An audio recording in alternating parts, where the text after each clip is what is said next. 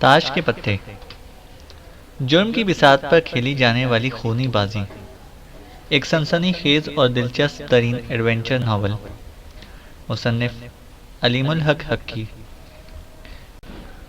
پادری کو مصلوب کر دیا، یہ خبر منٹوں میں پورے فیئر پورٹ میں پھیل گئی تھی۔ 1 گھنٹے میں پوری قوم کو معلوم ہو گیا۔ تینوں ٹی وی نیٹ ورکس اور تمام بڑے ریڈیو نیٹ ورکس نے اس سلسلے میں خصوصی بلیٹن نشر کیے۔ ڈیمسے بہت ناراض تھا۔ اسے مصلوب نہیں کیا گیا، اس کا گلا گھونٹا گیا ہے، پھر اس کے سینے پر سوا گھونپا گیا، اس کے بعد اسے سلیب سے باندھا گیا۔ یہ سنسنی پسند لوگ اسے مصلوب ہونا کہتے ہیں۔ اس طرح کی رپورٹنگ سے ہمیں مدد نہیں مل سکتی، ڈیمسے نے کہا تھا۔ لیکن اب کچھ نہیں ہو سکتا تھا۔ دنیا کو معلوم ہو گیا تھا کہ قاتل نے ایک مذہبی لیڈر کو مصلوب کیا ہے۔ لوگوں کے جذبات بھڑک گئے تھے۔ کانگریس میں کیلیفورنیا کے سینیٹر بار کرفام بل کو مباحثے کے دوران اس واقعے کی اطلاع ملی اور اس نے کہا کہ وہ ایوان میں ایف بی آئی کا بجٹ دگنا کرنے کے لیے بل پیش کرے گا۔ قوم کو ایسے دیوانوں سے تحفظ کی ضرورت ہے اور تحفظ ملنا چاہیے۔ اس کے لہجے میں گھن گرج تھی۔ اگر مقامی پولیس مین لوگوں کی حفاظت نہیں کر سکتے تو ہم ایک نیشنل پولیس فورس بنائیں گے۔ اس کی تائید کے لیے سینیٹرز کی بڑی تعداد نے کھڑے ہو کر تالیاں بجائیں۔ اسے ہر بات کی خبر تھی۔ وہ جانتا تھا کہ فیئر پورٹ ٹی وی اور اخبار کے نمائندوں کا مرکز بن گیا ہے۔ ہوٹلوں میں جگہ نہیں تھی۔ 45 میل تک کے علاقے میں کسی ہوٹل کا ایک کمرہ بھی خالی نہیں تھا۔ میڈیا والوں کو توقع تھی کہ ابھی اور بھی قتل ہوں گے اور وہ اس توقع پر وہیں ٹھہرنا چاہتے تھے۔ سب کچھ اس کی توقع کے عین مطابق ہو رہا تھا۔ ڈیمسے اپنے آفس میں بیٹھا سوچ رہا تھا۔ وہ منتظر تھا کہ غیب سے کوئی مضمون خیال میں آئے، لیکن ایسا نہیں ہوا۔ پھر وہ نیڈ نکولس کے بارے میں سوچنے لگا۔ نیڈ معمہ بنتا جا رہا تھا۔ نیڈ تیز قدموں سے چرچ سے نکل رہا تھا اور وہ بھی بغلی دروازے سے، پر کیوں؟ وہ نیڈ کو برسوں سے جانتا تھا۔ نیڈ اتنے بہت سے لوگوں کا قاتل نہیں ہو سکتا تھا، یا ہو سکتا تھا۔ کوئی قاتل جب قتل نہ کر رہا ہو تو اس وقت تو نارمل ہی ہوتا ہوگا۔ نیڈ بہت ذہین، عقل مند اور ڈسپلن والا آدمی تھا۔ اس کی خود اعتمادی کے سامنے اچھے اچھے بجھ کر رہ جاتے تھے۔ خود اعتمادی دوسروں کی بات سنتی ہے، جبکہ غرور کسی کی نہیں سنتا۔ نیڈ کی حالیہ گفتگو تند و تیز ہوئی تھی۔ نیڈ کا انداز معاندانہ تھا۔ ڈیمسے نے محسوس کیا تھا کہ نیڈ کے اندر اناد موجود ہے، لیکن وہ اس سے تخلیقی انداز میں فائدہ اٹھا رہا تھا۔ وہ اس سے دولت کما رہا تھا۔ ڈیمسے اپنی انگلیوں سے گردن کو مسلتا رہا۔ نکولس کا مسئلہ دولت نہیں تھا، وہ دولت مند آدمی تھا۔ ہاں، کوئی شیطانی قوت اسے ہنکار رہی تھی۔ دولت کی طلب نہیں، شاید دولت کی ہوس تھی اسے۔ ڈیمسے دیکھ چکا تھا کہ ہوس آدمی سے وہ کچھ کرا دیتی ہے جو وہ سوچ بھی نہیں سکتا۔ ہوس دماغ کو دھندلا دیتی ہے، کجی میں مبتلا کر دیتی ہے، اور آدمی کو برے بھلے کی تمیز نہیں رہتی۔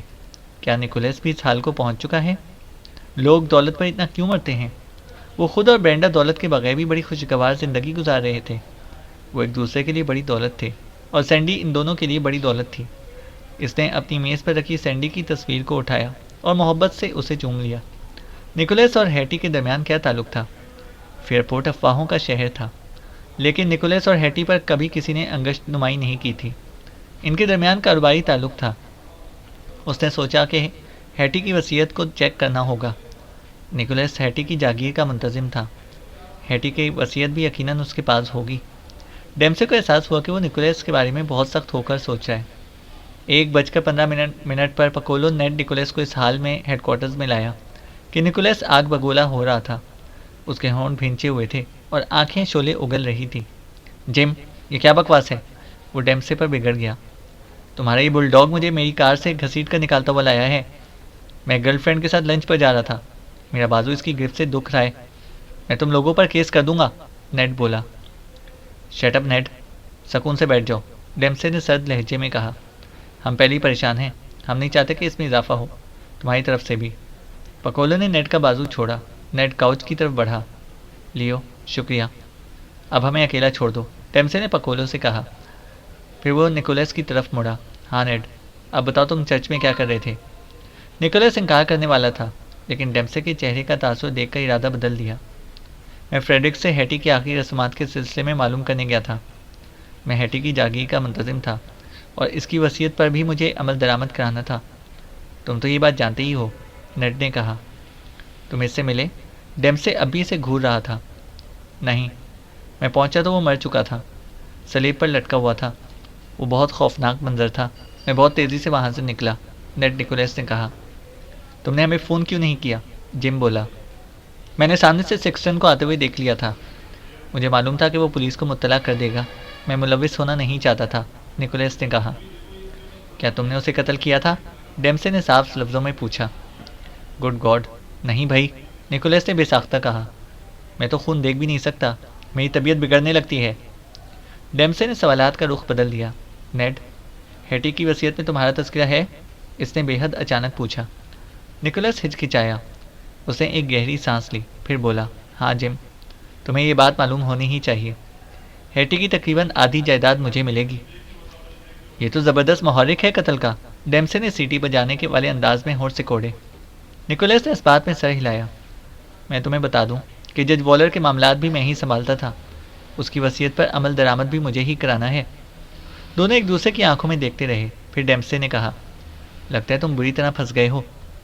نیکولس مسکرایا، ایسا نہیں ہے، ضرورت پڑی تو میں جائے واردات سے اپنی عدم موجودگی کا گواہ بھی فراہم کر دوں گا۔ ایک نہیں، 3 گواہ، 3 جوان۔ دروازے پر دستک ہوئی، پھر بیلی کمرے میں گھس آیا۔ ڈسٹرب کرنے پر معافی چاہتا ہوں چیف، اوورٹن کی کشتی ڈاک پر موجود ہے، اوورٹن کا کہیں پتہ نہیں، بیلی بولا۔ اس سے پہلے کہ ڈیمسے کچھ کہتا، میری نے بزر دیا، چیف، سیم گریڈی کا فون ہے، وہ کہتے ہیں کہ بات بہت اہم ہے۔ گریڈی کے فون نے تفتیش کا رنگ ہی بدل دیا۔ جم، ڈیوڈ اوورٹن ہی تمہارا مطلوبہ آدمی ہے۔ اوورٹن؟ یہ کیسے ممکن ہے؟ ڈیمسے بولا۔ انگلیوں کے نشانات میچ کرتے ہیں، شک و شبے کی کوئی گنجائش نہیں، سیم نے کہا۔ میں پرنس تمہیں بھجوا رہا ہوں، خود موازنہ کر لینا۔ شکریہ سیم، میں بھی اس کا حلیہ نشر کراتا ہوں، ڈیمسے نے کہا۔ پھر وہ اچھل کر کرسی سے اٹھا۔ نیڈ، تمہارے تعاون کا شکریہ، میں بعد میں تمہیں فون کروں گا۔ اس نے گھڑی میں وقت دیکھا، ڈونیلی کی تدفین میں صرف 25 منٹ باقی تھے۔ نکلنے سے پہلے ڈیمسے نے بیلی سے بات کی۔ گس، قاتل اوورٹن ہے، نشانات سے ثابت ہو گیا ہے، APB نشر کرا دو، وارنٹ کی ضرورت نہیں، میں مکمل ذمہ داری قبول کر رہا ہوں، ڈیمسے بولا۔ ڈیمسے پارکنگ ایریا کی طرف دوڑ پڑا۔ چرچ سے واپسی پر اسے نئی کروزر مل گئی۔ 1:40 پر Ned Nicholas police headquarter سے نکلا۔ اس کے ہونٹوں پر بے حد کشادہ مسکراہٹ تھی۔ 7 منٹ بعد پولیس کروزر نے سن رائز لین کا روڈ بلاک کر دیا۔ 4 گاڑیاں مکان کے سامنے رکیں۔ ڈیمسے 12 رکنی ٹیم کی قیادت کر رہا تھا۔ وہ سب پوری طرح مسلح تھے، بلکہ بلٹ پروف بھی پہنے ہوئے تھے۔ مکان کے 3 دروازے تھے، فرنٹ ڈور، کچن سے اور آفس سے۔ فیئرپورٹ کا قانون ڈاکٹروں کو ان کے گھروں میں پریکٹس کرنے کی اجازت دیتا تھا۔ ڈیمسے نے مرکزی دروازے کے سامنے 3 دن کے اخبار پڑے ہوئے دیکھے۔ اس نے اطلاعی گھنٹی کا بٹن دبایا، کوئی جواب نہیں ملا۔ اس نے دروازے پر زوردار دستک دی، اب بھی کوئی جواب نہیں ملا۔ ڈیمسے نے پکولو کو اشارہ کیا۔ پکولو تالے کھولنے کا ماہر تھا۔ وہ آگے بڑھا، 1 منٹ بعد ہی تالا کھل گیا۔ دروازہ کھولا تو ڈیمسے نے اندر جھانکا۔ فرنٹ ہال خالی نظر آیا۔ اسے پکولو کو آگے آنے کا اشارہ کیا۔ دونوں نے مل کر مکان اور آفس کی تلاشی لی، ایک ایک کمرہ چھان مارا، لیکن گھر میں کوئی تھا ہی نہیں۔ گھر اور آفس دونوں خالی تھے۔ اب ڈیمسے نے 7 پولیس والوں کی ٹیم کو اشارہ کیا، انہیں تلاشی لینی تھی۔ 5 پولیس والے باہر پہرا دے رہے تھے۔ سن رائز لین کو بلاک کرنے والی کروزر ہیڈ کوارٹرز واپس بھیج دی گئی۔ ڈیمسے نے تلاشی لینے والوں کو ہدایات دی، ہر چیز بہت احتیاط سے چیک کرنا ہے، ہمیں ایک اسلحہ خانے کی تلاش ہے، اس کے علاوہ ڈیوڈ اوورٹن کی تصویر یا ایسی اور چیزوں کی ضرورت ہے جن سے اس کے متعلق معلومات مل سکیں، ڈیمسے بولا۔ چند منٹ بعد اگبی بیڈ روم سے پال رائس کا فاتحانہ نعرہ سنائی دیا۔ وہاں سامان رکھنے والی کوٹری کے ایک کونے میں کمبل کے نیچے ایک M16 آٹومیٹک رائفل اور 2 بارودی سرنگیں پڑی تھیں۔ یہ وہی معلوم ہوتی تھیں جو سرکاری اسلحہ خانے سے چرائی گئی تھیں۔ چند منٹ بعد بیسمنٹ کے گیم روم میں پول ٹیبل کے نیچے سے ڈائنامائٹ کا ایک کیس برآمد ہوا، جس میں 7 اسٹکیں کم تھیں، VX آساوی گیس کا ایک کنستر، ٹیلی اسکوپ لگی ایک ماؤزر 243 رائفل اس کے علاوہ تھی۔ گیم روم کے برابر ایک لیب تھی، وہاں انہیں ایک ڈسپلے کیس نظر آیا جس میں 4 زندہ کھڑکھڑیے سانپ موجود تھے۔ مائی گاڈ، بیلی نے سینے پر کراس کا نشان بنایا اور گھبرا کر لیب سے نکل آیا۔ یہاں تو سانپ ہیں۔ ڈیمسے نے ڈیوڈ اوورٹن کے آفس میں اپنے آفیسرز کی کانفرنس کی۔ یہ طے ہے کہ ڈیوڈ اوورٹن ہی ہمارا مطلوبہ آدمی ہے، اس نے کہا۔ اس کے فنگر پرنٹس میچ کر چکے ہیں، اس کی لیب میں ہمیں اسی طرح کے سانپ ملے ہیں، جس کا شکار ہیٹی اسٹار کو کیا گیا تھا۔ اس کے علاوہ آرمری سے چرایا ہوا اسلحہ بھی مل گیا ہے، وہ ڈائنامائٹ بھی، جس سے ڈونیلی کو ہلاک کیا گیا۔ وی ایکس اعصابی گیس کی چوری کی رپورٹ آرمری سے نہیں کی گئی تھی، لیکن گیس یہاں موجود ہے اور یہ خطرناک بات ہے۔ میرا خیال ہے کہ اوورٹن کے پاس اسلحہ بھی کم نہیں ہے۔ ٹام فیرو کی طرف مڑا۔ یہ معلوم کرو کہ اس کے پاس اعصابی گیس کتنی ہے۔ سب کام چھوڑ کر صرف یہ کام کرو، یہ بہت خطرناک گیس ہے۔ گریڈی اور بگ سے فوری طور پر رابطہ کرو، ہمیں ان کی مدد کی ضرورت ہے، جلدی کرو، مجھے 1 گھنٹے میں رپورٹ چاہیے۔ اور ہاں، میڈیا والوں کو گیس کی ہوا بھی نہیں لگنی چاہیے، انہیں مناسب وقت پر بتا دیا جائے گا۔ میں خوف و ہراس پھیلانا نہیں چاہتا، ڈیمسے نے کہا۔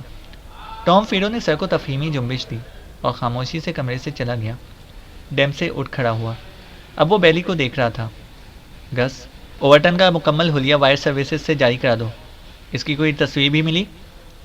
بیلی نے اسے اوورٹن کی 2 تصویریں دکھائیں، ایک میں وہ اکیلا تھا اور دوسری میں بیوی کے ساتھ تھا۔ ڈیمسے کو اکیلی والی تصویر اچھی لگی۔ یہ تصویر اور حلیہ ٹی وی کی ہر نیوز کے ساتھ دکھایا جائے اور اخبارات کے صفحے اول پر شائع ہو۔ اس تصویر کے انلارجمنٹ بھی بنواؤ اپنے آدمیوں کے لیے، بلکہ اسٹیٹ پولیس اور ایف بی آئی کے لیے بھی۔ وہ کہتے کہتے رکا۔ اپنے آدمیوں سے کہو کہ اوورٹن کی بیوی کو بھی چیک کریں، اگر وہ اس کے ساتھ نہیں ہے تو ڈر ہے کہ قتل کا ایک اور کیس گلے پڑے گا۔ بس اب چل دو، مجھے 3:30 بجے تک مکمل رپورٹ چاہیے، ڈیمسے نے کہا۔ بیلی بھی کمرے سے چلا گیا۔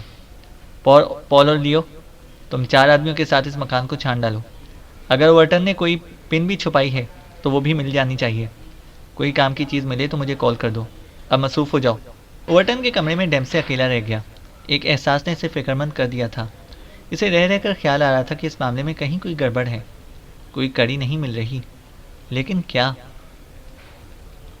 ڈونیلی کی تدفین کی دعا ہو گئی تھی، برینڈا شریک ہوئی تھی، لیکن ڈیمسے نہیں آ سکا تھا۔ سروس کے بعد برینڈا پہلے نکل آئی۔ ڈونیلی کی بیوہ میڈیلین کو اس کے دونوں بھائی سہارا دے کر گاڑی تک لائے۔ دیگر رشتہ داروں نے اس کے گرد گھیرا ڈال دیا۔ وہ نہیں چاہتے تھے کہ کوئی اجنبی اس تک پہنچے۔ برینڈا کی کوہنی کو کسی نے چھوا اور کہا، کیسا شل کر دینے والا موقع ہوتا ہی ہے نا؟ وہ اسپائک برگز تھا۔ برینڈا نے کچھ کہا نہیں، اسبات میں سر ہلا دیا۔ کتنا ہی دیکھ لے، آدمی اس کا عادی نہیں ہوتا، ہر تدفین کی اپنی اذیت ہوتی ہے، برگز بولا۔ واقعی میرا تو یہ پورا ہفتہ ہی خراب ہو گیا۔ برینڈا کا جسم تھر تھرا گیا۔ اب تدفین ہو رہی تھی۔ برگز برینڈا کے ساتھ اس کی کار تک آیا۔ برینڈا حیران تھی کہ برگز کا ہاتھ ابھی تک اس کی کوہنی پر ٹکا ہے۔ مجھے موت بہت بری لگتی ہے، وہ بولی۔ موت کے خیال سے مجھ پر لرزہ چڑھنے لگتا ہے۔ یہ سچ ہے کہ ہر شخص جنت میں جانا چاہتا ہے، لیکن مرنا کوئی نہیں چاہتا، حالانکہ مرے بغیر جنت میں جانا ممکن بھی نہیں، برگز نے کہا۔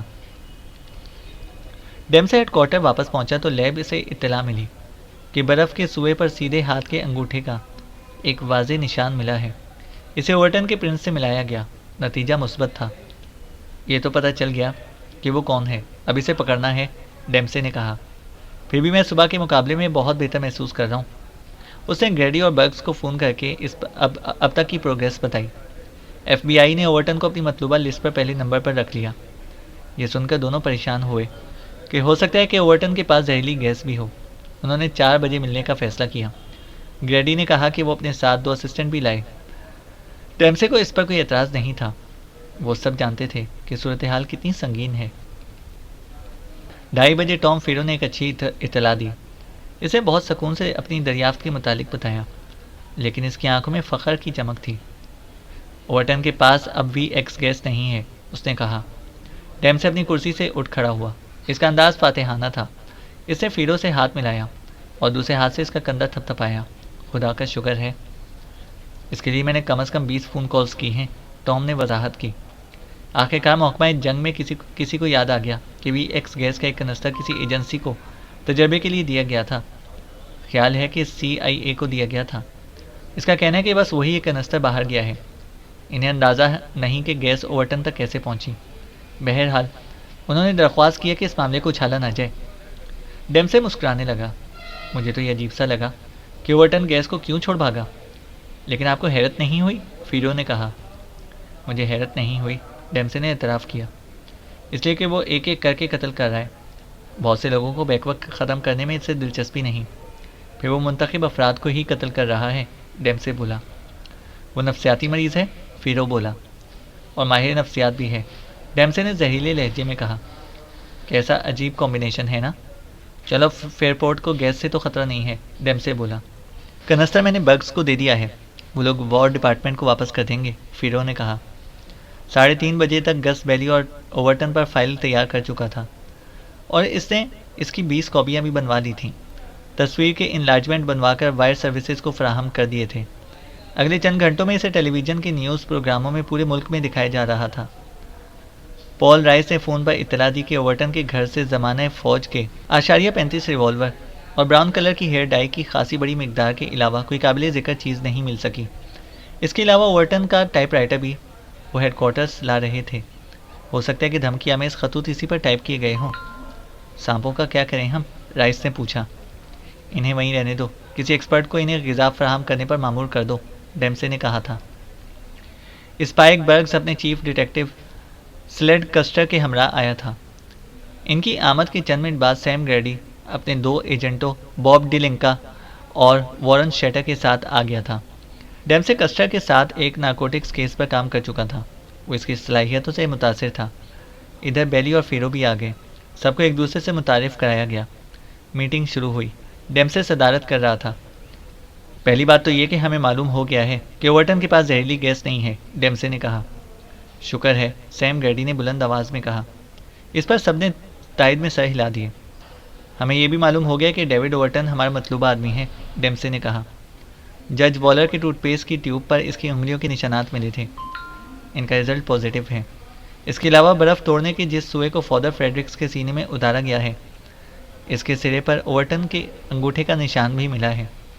फिर ओवरटन के घर से डायनामाइट का केस मिला है, जिसमें 7 स्टिक्स कम हैं। पता चला है कि ओवरटन ने 4 ख़तरनाक सांप भी पाले हुए हैं। इसके अलावा सरकारी असलहे से चुराया हुआ असलहा भी इसके घर से बरामद हुआ है। ये भी सच है कि ओवरटन हर तरह का असलहा इस्तेमाल करने की सलाहियत रखता है। यूँ वो और ख़तरनाक साबित होता है। वो जितनी जल्दी गिरफ़्तार हो जाए इतना ही बेहतर है, डेम्से कहते कहते रुका। मैं डेविड ओवरटन को ज़ाती तौर पर जानता हूँ। वो बेहद ज़हीन आदमी है और बेपरवाह जवारी भी है, जो बड़े से बड़ा ख़तरा मोल लेने से नहीं चूकता।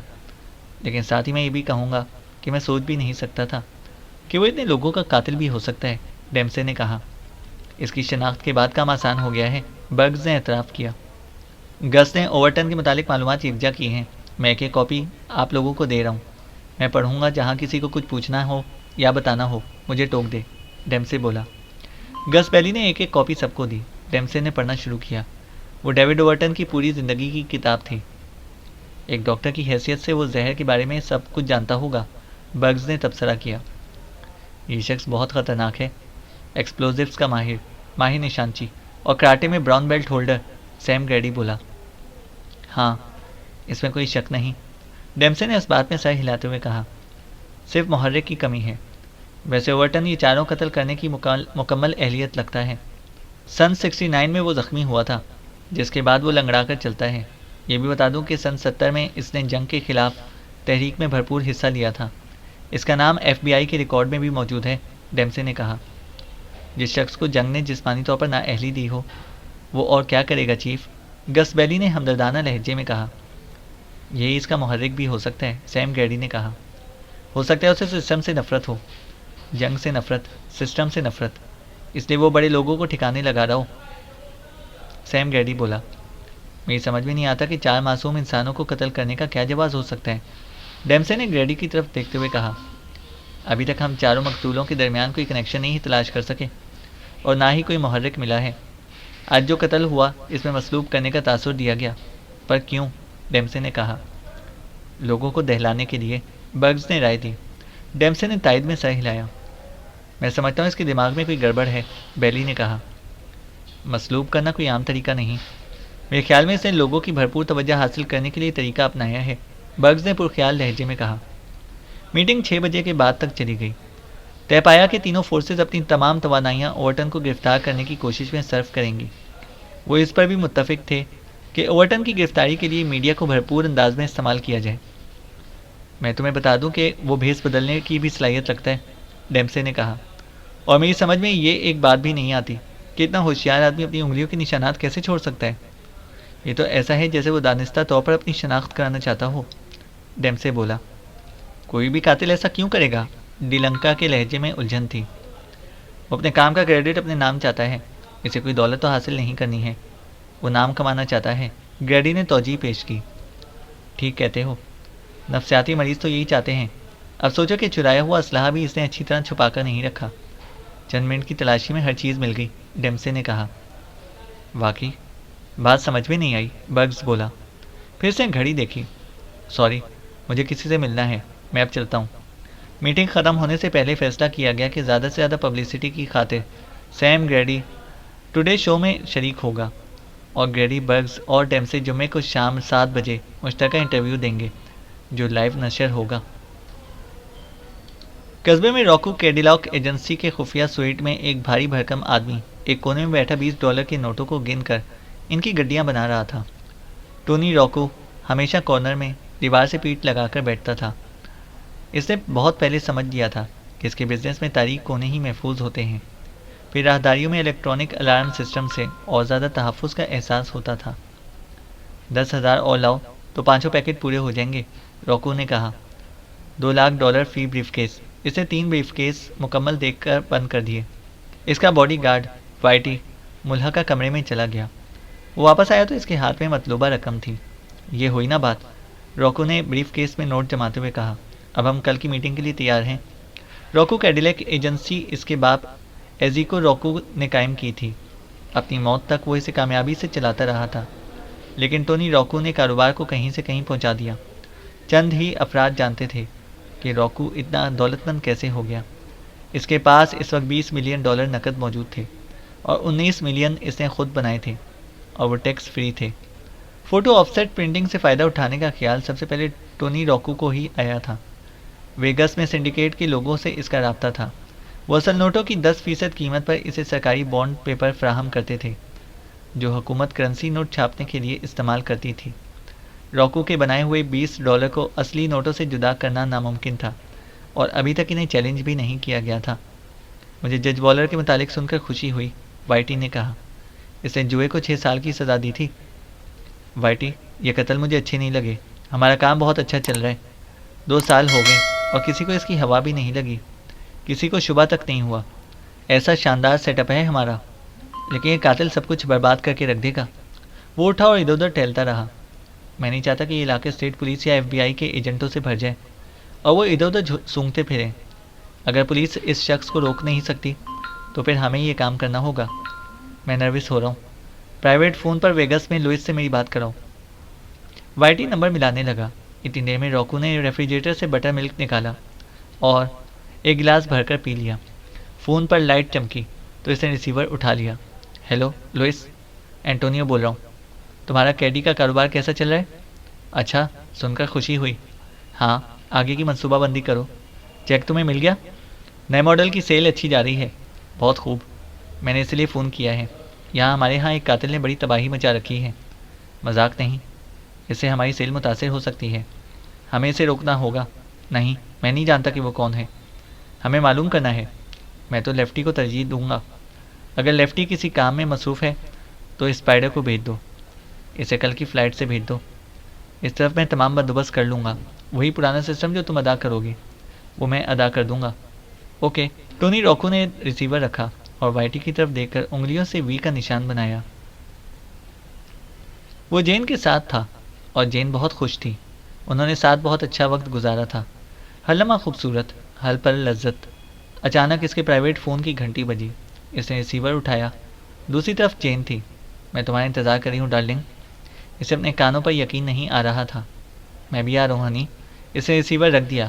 مائی گاڈ، تو وہ جاگتی آنکھوں کا خواب تھا، محض اس کے زرخیز تخیل کا کرشمہ۔ وہ کیا 3D فلم تھی؟ رنگین فلم؟ بیک گراؤنڈ سے اندیکھے بڈھے کی آدمی کی آواز آ رہی تھی۔ وہ ہنس رہا تھا۔ اسے خود کو پرسکون کرنے کی کوشش کی۔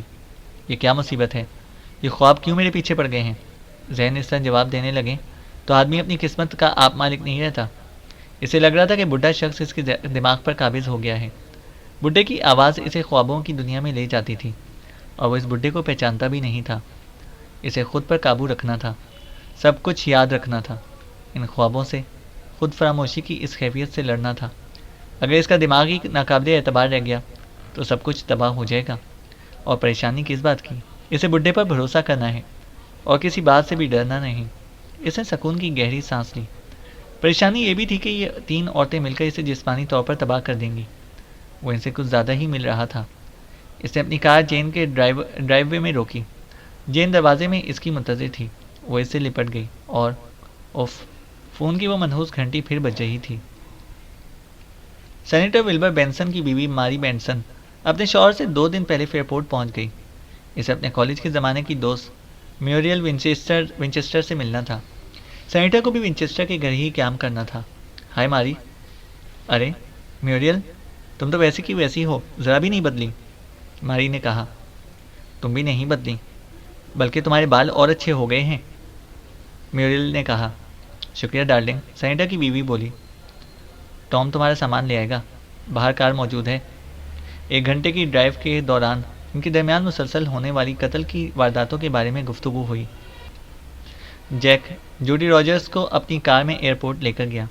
اس کا رویہ بہت اچھا تھا۔ اس نے ہونالولو تک ساتھ چلنے کی پیشکش بھی کی تھی، لیکن جوڈی نے اسے منع کر دیا۔ موسم کی وجہ سے فلائٹ 1 گھنٹہ لیٹ ہو گئی۔ بوسٹن پہنچ کر اس نے فون پر پیئر بانڈ سے بات کی۔ تب اسے پتہ چلا کہ فیئر پورٹ میں کیسی ہنگامی صورتحال ہے۔ 3 دن میں 3 قتل، اور ہیٹی اسٹار بھی گئی۔ بانڈ اس کے سپرد 2 کام کر رہا تھا اور دونوں ہی چیلنج معلوم ہوتے تھے۔ فیئر پورٹ سیونگز بینک میں $2 لاکھ کا غبن، اور ہیٹی اسٹار کی وصیت اور انشورنس پالیسی کے سلسلے میں بیک گراؤنڈ کی تفتیش۔ کوئی بڑا فراڈ معلوم ہوتا تھا، لیکن بانڈ نے کوئی وضاحت نہیں کی تھی۔ اب جوڈی برینڈا سے ملنے کو بےتاب ہو رہی تھی۔ وہ جانتی تھی کہ جم بہت مصروف ہوگا۔ اسے اپنے قصبے پر ہمیشہ سے فخر تھا۔ فیئر پورٹ میں کبھی کوئی ایسا جرم نہیں ہوا تھا جو حل نہ کیا گیا ہو۔ وہ کیسا محسوس کریں گے؟ کیونکہ وہ وہاں 2 کیس حل کرنے کے لیے جا رہی ہے۔ نہیں، وہ خوش ہوں گے۔ یہ تو ایک ہی فیملی کی بات ہوئی، اور کون جانے وہ قتل کے کیس بھی حل کر ڈالے۔ اور اس کے جسم میں سنسنی سی دوڑنے لگی۔ چینل کو سبسکرائب کریں اور بیل آئیکن کو پریس کریں تاکہ ہماری ہر اپڈیٹ آپ کو بر وقت مل سکے۔